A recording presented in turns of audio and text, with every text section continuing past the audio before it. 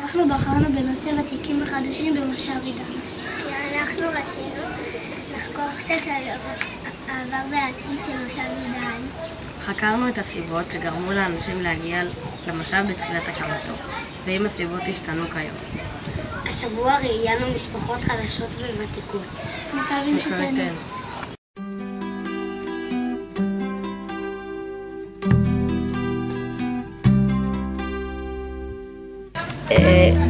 איך אתה מרגיש שהמושב גדל ומשפחות צעירות מגיעות לך?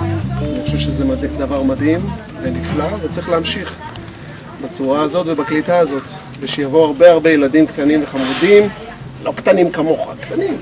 אני בעד שהמושב גדל ויש משפחות צעירות, אז יש גם תינוקות במושב שאני מאוד אוהבת תינוקות, וילדים בגנים וקייטנות, וזה ממש כיף.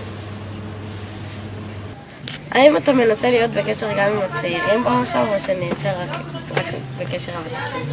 אני חבר של כולם, ככה אני חושב שצריך להתנהל במושב. להיות חבר של כולם, כי אנחנו במושב אחד וחיים ביחד. האמת היא שהיום אני בקושי בקשר עם אנשים, כי אין לי זמן, אבל בעיקר עם הוותיקים, אבל גם קצת עם הצעירים. כן, אני גם בגלל העבודה שלי במרפאה, וגם בגלל שאני גרה במושב, אז אני משתדלת מאוד להיות בקשר עם כולם, ללא קשר לגיל או מתי הגיעו למושב.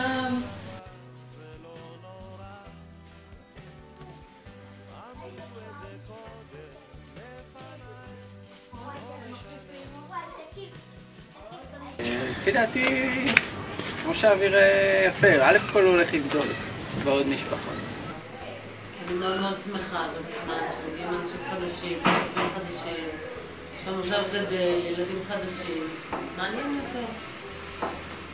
מושב עידן אני רוצה שיגדל, בוא נגיד שהיום אנחנו 70 משפחות, אני מקווה עד שעוד 5 שנים מהיום נהיה 120 משפחות. חזק ואמץ מושב עידן.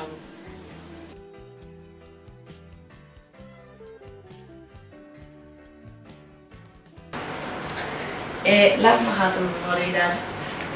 בחרנו לבוא לעידן כי רצינו להיות חקלאים, וכאן זה המושב בערבה שקולט אנשים. באנו לעידן כבת חוזרת, ההורים שלי גרים פה. באנו כי אנחנו מאוד אוהבים את הערבה, את האזור הזה, את השקט, את השלווה שיש פה.